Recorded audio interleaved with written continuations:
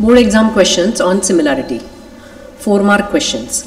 In triangle ABC, PQ is a line segment intersecting AB at P and AC at Q such that PQ is parallel to BC.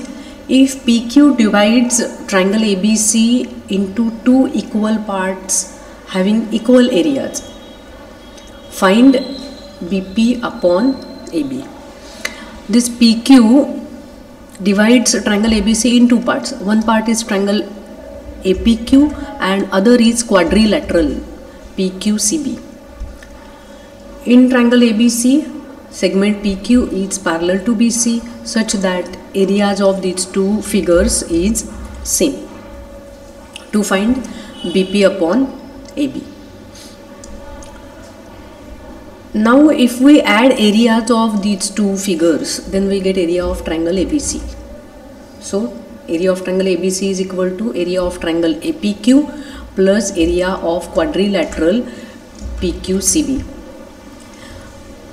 But what is given? The figures are equal in area. Therefore, this area of triangle APQ plus this area can be written as area of triangle APQ. So area of triangle APQ plus area of triangle APQ becomes 2 times area of triangle APQ. म्हणजेच काय मिळालं? Area of triangle ABC, मोठ्या ट्रायंगलचा area हा काय आहे? 2 times the area of smaller triangle. PQ is parallel to BC and this AB is a transversal. So angle APQ is equal to angle ABC because it is pair of corresponding angles. In triangle APQ and triangle ABC, हा छोटा triangle आणि मोठा triangle. Angle APQ is equal to angle ABC and angle PAQ is equal to angle BAC because that is the common angle in both the triangles. Angle BAC.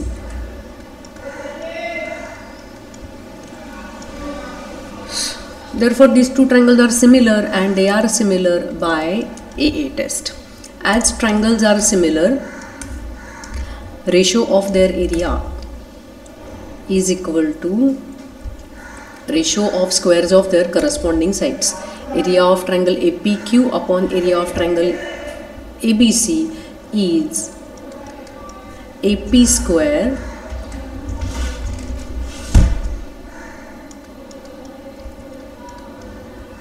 upon AB square. Area of triangle APQ upon area of triangle ABC. आता इथे काय माहिती आपल्याला? ABC म्हणजे 2 times area APQ. मग इथे लिहू शकतो आपण 2 times एरिया APQ. हे कॅन्सल होईल आणि हा रेशो आला. हा जो रेशो आहे तो रेशो आहे 1/2. That is equal to AP square upon AB square. दोन्हीकडे स्क्वेअर रूट घेतलं तर काय मिळेल आपल्याला? AP upon AB is equal to 1/√2. आता आपल्याला फाइंड करायचं आहे ते आहे BP अपॉन AB. तर हा जो AP आहे तो AP कसा लिहिता येईल in terms of AB? AB is equal to AP plus BP. So हा जो AP आहे तो लिहिता येईल AB minus BP upon AB.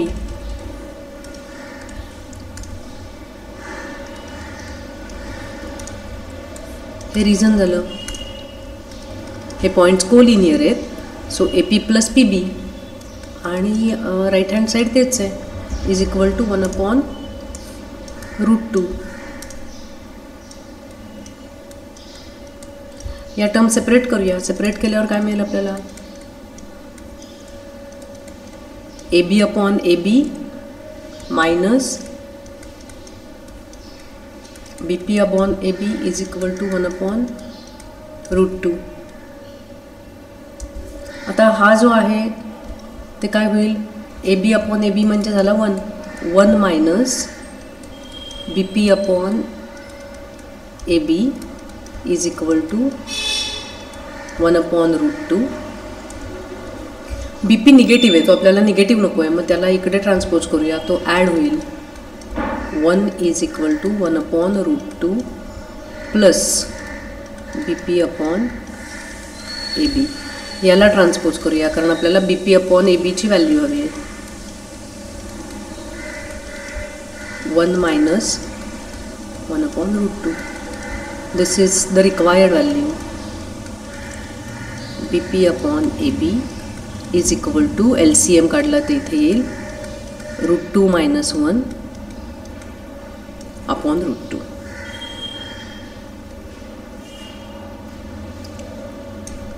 Next question. Quadrilateral ABCD is a parallelogram. Point P is the midpoint of side CD. P जो आहे तो midpoint आहे. Segment BP intersect diagonal AC at point X. Then prove that 3 times AX is equal to 2 times AC.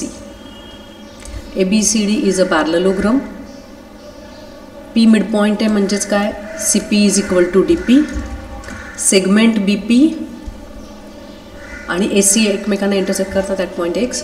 This is to prove. पॅरलेलोग्रामच्या opposite sides congruent असतात. So AB is congruent to CD.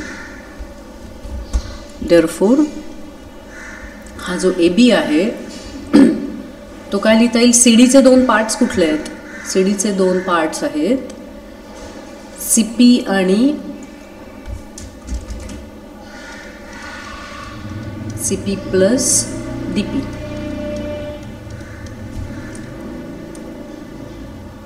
आता हे दोन्ही equal आहेत म्हणून आपण इथे काय लिहू शकतो, इट इज 2 टाइम्स CP. याला लिहूया आपण 2 times CP.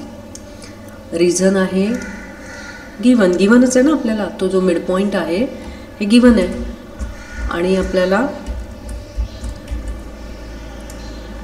Opposite side equal आहेत हे पॅरलेलोग्रामच्या प्रॉपर्टीजवरनं माहिती आहे. हे 2 ट्रायंगल आपल्याला सिमिलर दाखवायचे आहेत. कुठले 2 triangle,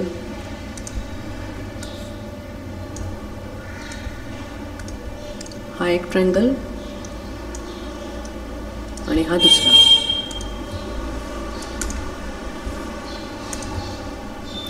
in triangle CXP and triangle AXB opposite angles. ही पेअर आहे अपोजिट अँगल्सची. So angle CXP is equal to angle AXB.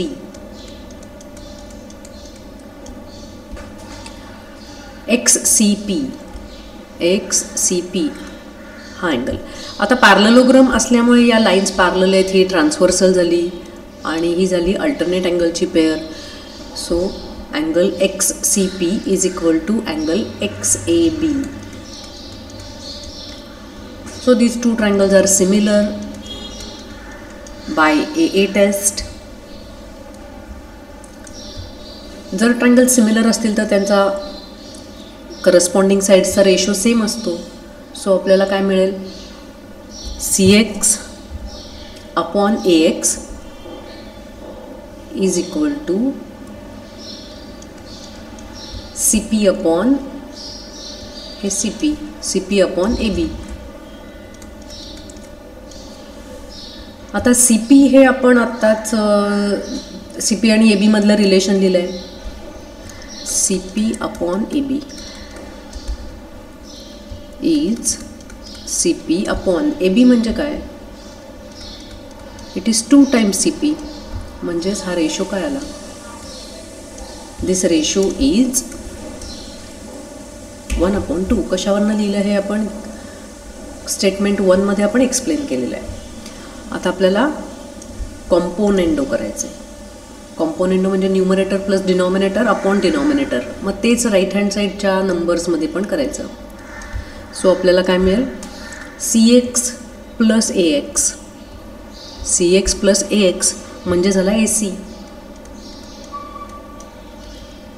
Upon AX is equal to 2 plus 1 म्हणजे 3 अपॉन 2. आता क्रॉस मल्टिप्लिकेशन केलं तर मिळेल आपल्याला 3 times AX is equal to 2 times AC. This is to prove statement. Next question. In triangle ABC, DE is parallel to BC. 2 times area of ADE. ह्याचा जर double केला तर आपल्याला काय मिळतो, area of this quadrilateral. Find ratio of AB and AD आणि show that BC is equal to √3 into DE. ABC मध्ये DE is parallel to BC आहे. हे पण आपल्याला दिलेलंच आहे की हा जो एरिया आहे या ट्रायंगलच्या एरियाला 2नी मल्टिप्लाय केलं की आपल्याला क्वाड्रिलॅटरलचा एरिया मिळतो. आता आपल्याला माहिती आहे हा मोठा ट्रायंगल म्हणजे area of triangle ADE plus area of quadrilateral DECB. पण जे गिव्हन आहे आता ही जी ॲडिशन आहे, area of triangle ADE plus हा जो आहे तो ट्वाइस ADE, त्याच्यामुळे त्याच्या जागेवर आपण काय लिहू शकतो, 2 times area of triangle ADE. आता हा ॲड होऊन किती मिळाला आपल्याला, 3 times area of triangle ADE. आता यांचाच आपल्याला रेशो काढायचा असेल तर काय मिळेल, तो area of triangle ABC upon area of triangle ADE is equal to ABCच्या जागेवर काय लिहिता येईल आपल्याला, 3 times area of triangle ADE. Denominator तसाच येईल, हे कॅन्सल होईल आणि हा रेशो आपल्याला मिळेल 3/1. हे आपण पुढे लिहिलेलं आहे. पण त्याच्यासाठी आधी रेशो काढायच्या आधी आपल्याला ट्रायंगल सिमिलर दाखवले पाहिजेत. ही लाईन पॅरलल आहे त्याच्यामुळे अँगल ABC हा आणि त्याचा करस्पॉन्डिंग अँगल असेल angle ADE. This is pair of corresponding angles. नंतर अँगल BAC हा कॉमन अँगल आहे आणि छोट्या ट्रायंगलसाठी या अँगलचं नाव असेल angle DAE. So triangles are similar by AA test. By ratios of areas of similar triangles, area of triangle ABC upon area of triangle ADE is equal to AB square आणि AB ची corresponding side आहे AD upon AD square. हा ratio आपण इथेच मगाशी लिहिला आहे. हा रेशो आहे तो 3/1 आहे.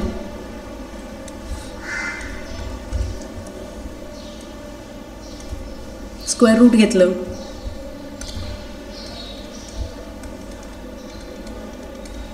Taking square roots.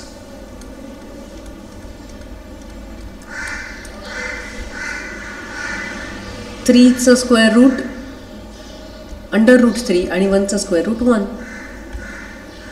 आता एक तर आपल्याला हा रेशो फाइंड करायचा होता, तो आपल्याला मिळाला AB अपॉन AD. तो एक रेशो मिळाला आपल्याला. सो एक आपलं आन्सर झालं AB/AD इज इक्वल टू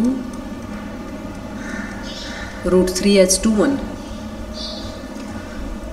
आता जेव्हा दोन ट्रायंगल सिमिलर असतात तेव्हा त्यांच्या करस्पॉन्डिंग साईड्सचा रेशो सेम असतो.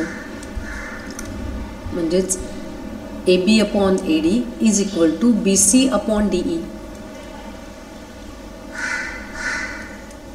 आणि आपल्याकडे AB अपॉन ADचा रेशो आहे, तो रेशो आहे √3/1. आता आपल्याला काय दाखवायचं आहे, नेक्स्ट प्रूव्ह दॅट काय आहे, BC आणि D मधलं रिलेशन प्रूव्ह करायचं आहे आपल्याला. BC is equal to √3DE.